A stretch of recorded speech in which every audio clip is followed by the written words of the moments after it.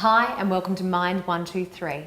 I'm Chantal and I'm here today with Keri Krieger. Welcome along, Keri. Thank you. Now, the topic we're talking about today is misconceptions about menopause, and we're going to break it down into 3 different areas, starting off with the symptoms. So do you want to run us through that? Look, generally speaking, most will have some feeling of heat. So it could just be an overall feeling of being just hotter, but certainly most ladies do talk about those hideous night sweats, not being able to get cool, you know, even on a freezing cold night that they're really, really hot, tiredness, foggy head, and there can be weight gain as well that isn't linked to food or other situations that are happening. And is it fair to say that some women may experience these things, but some women might not? Some ladies glide through, and some women have a really, really hard time. And it's important to know that whatever you have happening for you, that if it's not feeling okay for you, that you should and can seek help and assistance. Excellent. We're going to talk a little bit more about that later. Yeah. But first of all, do you want to talk us through what are some of the misconceptions around menopause? Often ladies will come and they have, for example, put on some weight, and so oftentimes they'll then sort of be, you know, being really hard on themselves, exercising extra hard, taking out foods out of their, you know, everyday eating plan, and if that's not the actual cause of why they've put on weight, then unfortunately it's not going to help. So the first thing that I will often tell people is take a deep breath.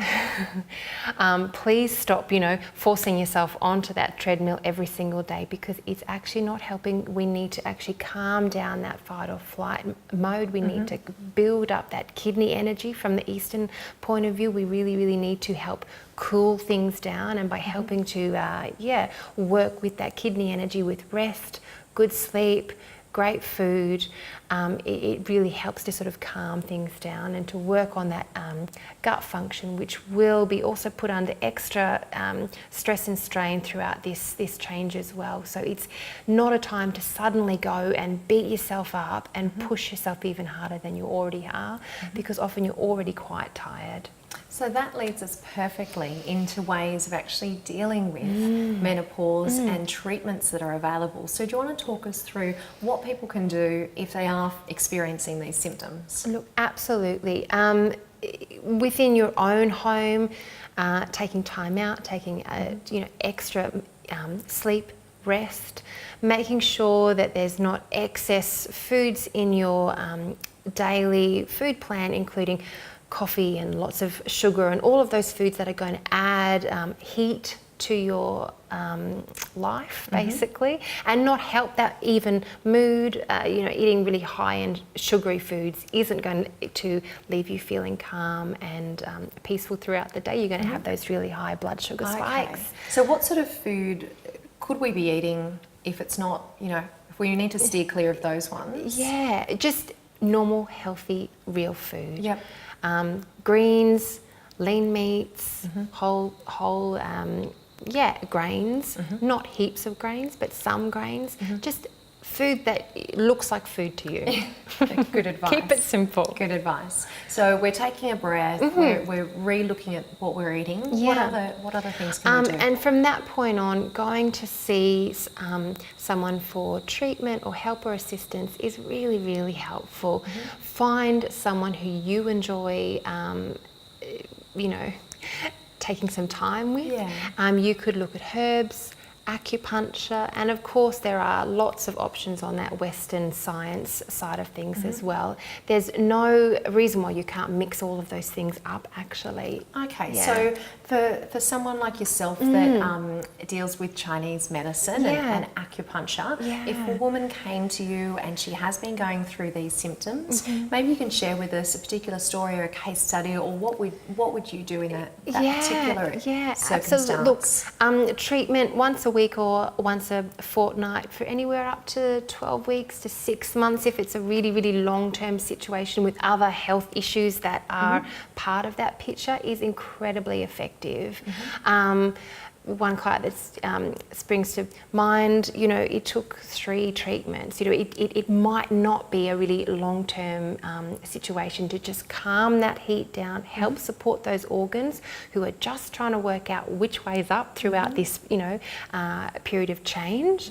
But if there has been other health issues that have been happening for you, that you kind of just keep thinking, oh, well, we'll, you know, work it out somehow, this particular change might be that little bit harder, and you could need a little bit of extra help and assistance. So please give it to yourself. Absolutely. And when you say, just for anyone that isn't familiar with Chinese medicine or with what it is that you do, when you say a treatment, what might a typical treatment look like? So we're actually looking at getting a really beautiful case. So what's happening in your life, what you eat, do you exercise, what kind of sleep you get, and then you would experience a really calming acupuncture treatment where points are actually worked. So the word, needles doesn't.